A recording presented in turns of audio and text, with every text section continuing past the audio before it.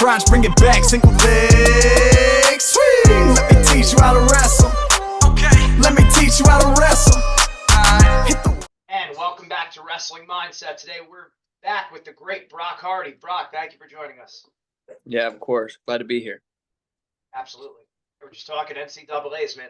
Seven matches, a real grinder of a tournament. Yeah. No, yeah, it's a grind. It takes a lot to stay locked in. Yeah. So, I mean, talk about your performance, how your approach going in, how you felt throughout the tournament. A lot of matches. Yeah.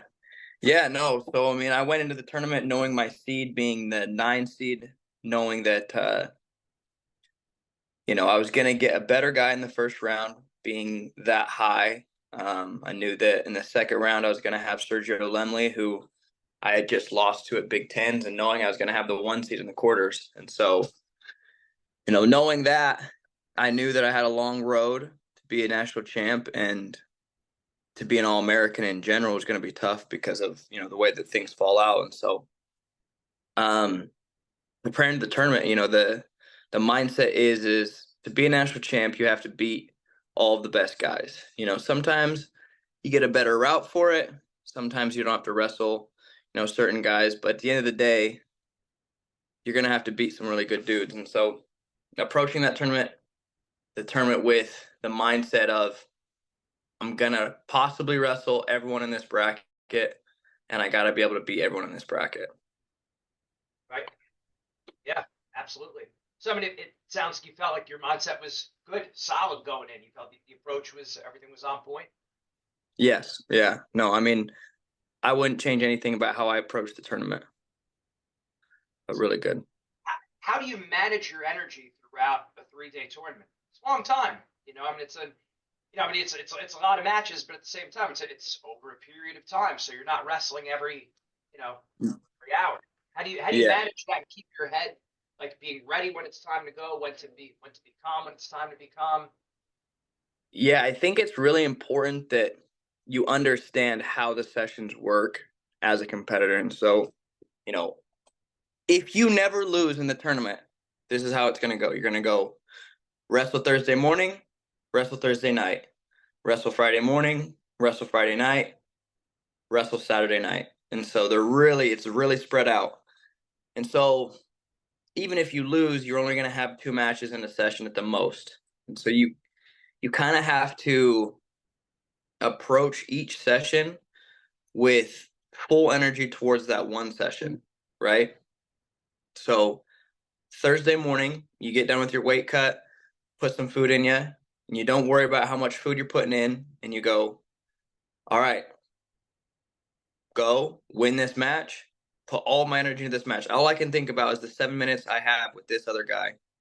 And so, you focus in on that. Goes good, goes bad, you're done until the afternoon, no matter what. So went well for me. Went, relaxed at the hotel, tried to keep my mind off of wrestling in general. Just, I'll think about what I got to do for the match, within the 2 hours before. I feel like if you can't spend all day wrestling a match. Right.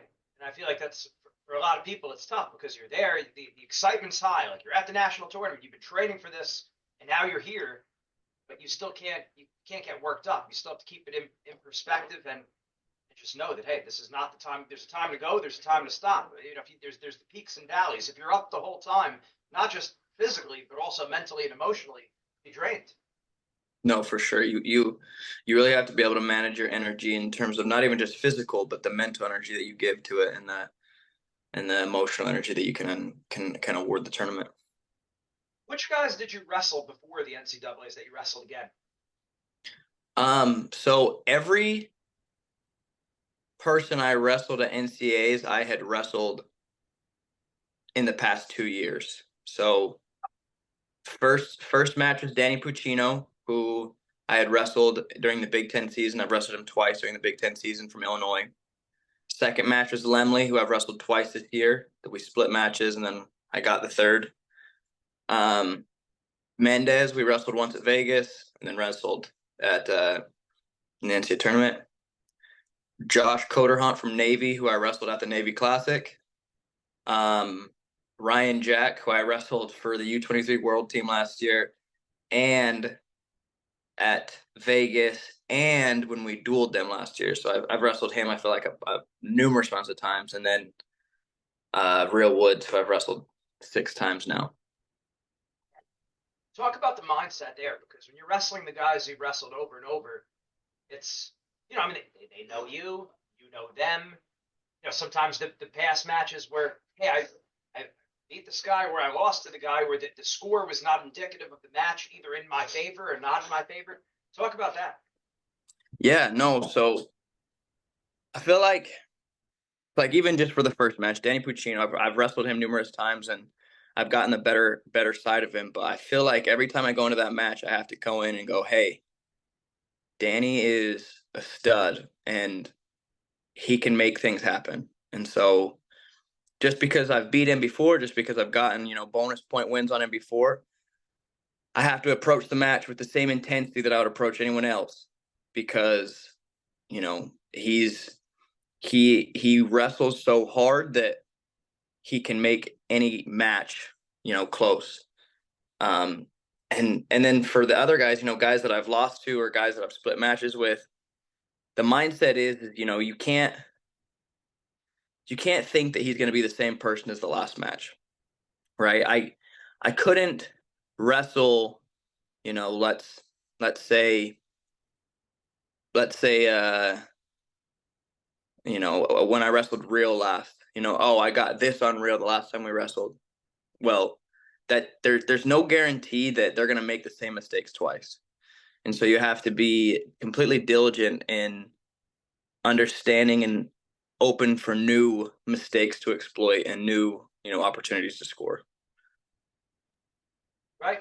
It's one of those things where it's like, just because, especially, college, that level, you can major a guy, but it's like, if you lightened up one hair, you could lose. A lot of people don't understand that. It's like, oh, well, so you major him, it's going to be easy. It's like, no, if I don't wrestle real well, I could still lose to this guy. And that's makes it so crazy. Now, No, for sure. You have a few years left to keep going U23. No. No, that's it. So my U23 is done. I don't have any more. Okay. But I have 2 more years of eligibility for college. But that was because of the mission. I'm a little bit older. Okay. All right. Yeah. Are you going to continue doing freestyle? I am. Not this year.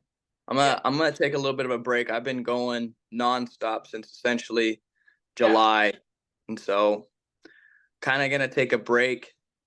And then I'll be back doing freestyle, next year for sure. How do you think that prepared you? Because you're right, like guys going for U23, they got to show up in shape in the beginning, like before, even anything with the preseason. How do you feel like that's helped or hurt? Not that it actually hurts you, but you know what I mean? Like, I don't know, just the optimal performance. No, for sure. I feel like in a lot of ways it helped because it helped at the end of the season. My weight cut was a lot better at the end of the season this year because I'd been managing my weight since, September and October and August. I also feel like my feet wrestling benefited a lot, my scrambling ability and my ability to, keep attacking. And then, it was just extra competition against really, really great competitors, so I got, more time on the mat makes you better. It's always going to make you a better wrestler if you spend more time on the mat. The time is now to take your mindset to the next level with Wrestling Mindset. Make sure you go to our website, wrestlingmindset.com, and sign up for your free trial session today.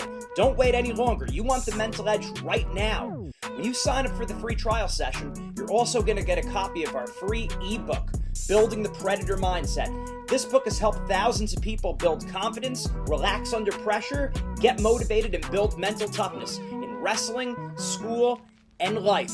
Make sure you sign up for your free trial session today. There was some aspects I feel like this season that were suffered because of it.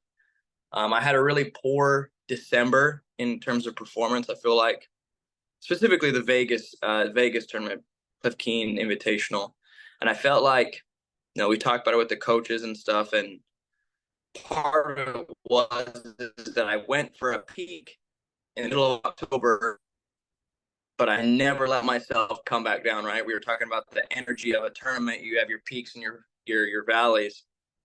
There's got to be a certain level of a peak in a season. And so I peaked for U23 Worlds, but I never let myself, come back down and relax or, a little bit of a valley. And so I was just really mentally drained at that tournament because of, the constant, peak that I was holding myself at, the elevation. Yeah, no, that makes sense. And I think being able to wrestle at the NCAA tournament against the guy who wins the whole thing. Not every guy gets to do that. Does that give you feel like, hey, I know what I could do next time around, or because you get to feel the guy that you haven't wrestled him before, you have, but being able to say to yourself, okay, well, I'm in this, I could do this next time, you think that? No, yeah, of course. I I wrestled a really good match with Jesse until we got into that scramble. End of the score was still 6-3 or 6-2, whatever it was. I knew before and I knew after, that I'm right there. I'm a couple inches away from being national champ. And so obviously after you lose to a guy, you want that guy to do good because it makes you look better, right? So, it was good for Jesse that we got the national title. And yeah, I see how it can be done. When you see the person that you lose to by a very close margin win a national title, it makes you go, okay, he did it. I'm right there. That was my initial thought right away, especially when there's like a big swing of points in one direction. It's like, hey, look, anyone who's wrestled knows this is anyone's match. I could take this. So that's why I would think right away, just from that match, it's like you saying to yourself, like, hey, this could be me. Not that you didn't think it before, but once you actually get your hands on the guy, yeah, I could do this. So what's the plan to improve? Obviously, it's a big question, but what are the biggest things that you're looking to work on in the off season and structuring your training, just the whole approach, the mental, the nutrition, all that? Yeah, I really want to focus this season on increasing my shot account. I watched Mitchell Messenbrink this year a lot, and I think the thing that was most inspiring from me watching him wrestle is that he was just constantly attacking. And I know that I'm the best when I'm either attacking or being attacked. And so if I can increase my shot count, that's one thing. I want to continue to get better on top and on bottom, continue to be more well-rounded. And then, those are probably the three biggest things. I give up too many points on bottom, and I need to get back to how I rode as a freshman. And then, I want to increase my shot count. Oh, I think you're on mute. Go ahead. You're good. Because then when you say top bottom, then I start to think, well, did freestyle negatively impact that, or maybe just not related? I don't know. I really don't know. I think part of it was a lot of guys had a game plan for what I was going to do on top. As a freshman, I was doing something really peculiar that people hadn't seen before, and so it was, it frustrated people that didn't know how to prepare. And I think guys came a little more prepared for how I was going to wrestle on top. And then I just think in general, I relied too much on my ability to scramble and do, made up things, which they did. That's what kept me in a lot of matches, right? When I was wrestling Jesse, he puts me on my back, and then I reversed him in a very, very weird way, which is what I'm good at. But sometimes I rely too much on that, aspect of my wrestling. And I feel like I need to always increase my base level wrestling. Yeah, makes sense. All right, fun question. If you could add just one technique to your arsenal, Hoop, you could snap your fingers and boom, you got it. What would it be? I like asking this question. Yeah, if I could add one thing, I would be able to. I wish I had a Jordan Burroughs blast double. Um, I feel like I don't have the power to get up and through people, and so I wrestle a lot of ankles and grabbing legs and doing things and stuff. I wish I could just blow right through people. It'd be really nice. I don't have that. Yes, it would. That's a good answer. And I know it doesn't really matter who you go up against here. You're treating it the same and everything. But who would be some of the people you'd be looking forward to wrestling next year? Does it look like the same Um, weight? Probably gonna be the same weight next year.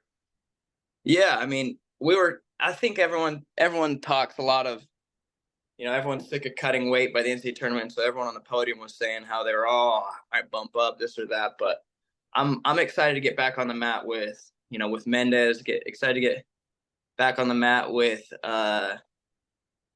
um, with Bartlett. Excited to get on the mat with Aliras if he comes back.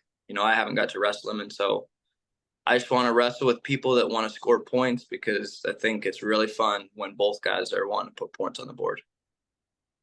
Absolutely. One more question for you. Talk about Nebraska, the coaching staff, the team, the guys on the team, how that's helped shape you and help you jump levels. Yeah, no, I mean, I came to Nebraska for a reason, and um, the coaching staff here is incredible, and I feel like it's very well rounded. We have Manning, who is a classical old head that he's the driving force of our team, and he's trying to instill a mentality that we're buying into and starting to believe in.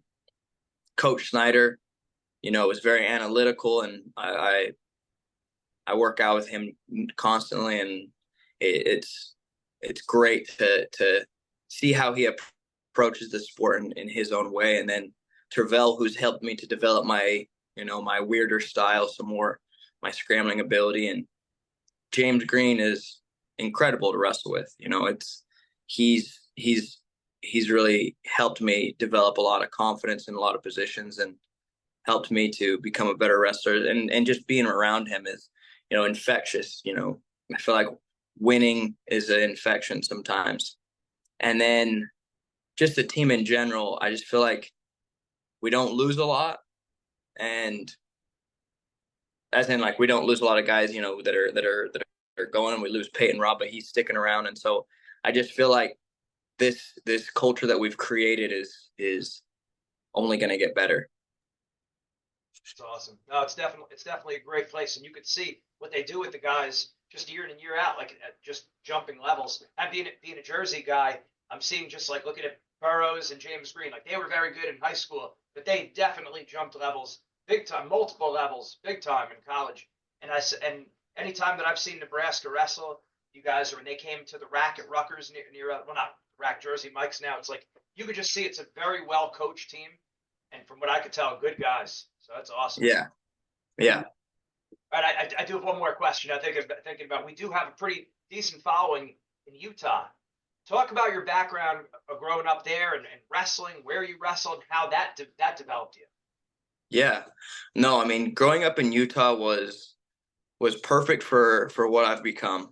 I grew up idolizing guys. Obviously I idolized the Sandersons just because they were a Utah person, right? They're a Utah guy, Utah kid. And then Chamberlain and Hogstrasser, and so there's all these great wrestlers, but there was never a specific style to Utah wrestling, right? Chamberlain was so fast and so technical, and Hogstrasser was so funky, and Kale was so long and could just ankle pick everyone, and Kyler was exploding through guys, and the Lofthouse brothers would freaking rip your face off. And so growing up in Utah, I felt like I wanted to just absorb everything that they did and be like them. And so I feel like it developed me into the wrestler that I am today. And then being from a small state, I have a lot of pride in what we can do as a smaller state. We have some really good history for really good wrestlers, and I feel like we can continue to make really, really good wrestlers. And it's in a perfect environment for kids to get better with how the youth state is, and everyone is generally so close. Yeah, I've heard very good things about the state of Utah and Utah wrestling. I don't know. I was gonna say to you. I was gonna say, well, that's it, the Salt Lake State. But and I'm looking up like, no, I got that wrong. It's the Beehive State. The Beehive State. We're a bunch of worker bees.